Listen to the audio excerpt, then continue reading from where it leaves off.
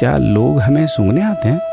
Actual میں تو ہم سبھی اس پرکرتی کو چنوتی دے رہے ہیں، ورنہ بگلا جو ہوتا ہے وہ شیمپو سے نہاتا ہے کیا؟ مور اپنے رنگوں کو سنوارنے یا بچانے کے لیے کون سا کنڈیشنر یا فیس واش استعمال کرتا ہے؟ کبھی کسی بلی کو موتیا بند ہوتا دیکھا ہے؟ کسی خرگوش کے بال کبھی گرتے ہوئے یا سفید ہوتے ہوئے دیکھے ہیں؟ انہیلر یا بام کے بنا بھی کتے کے سونگھنے کی شمتا اتنی ہی تیز ہے۔ مدھو مکھی کا شوگر لیول بنا دوائی کے بھی کنٹرول میں ہی ہے۔ الارم کے بنا بھی مرغا روز اٹھ کر بانگ دیتا ہے۔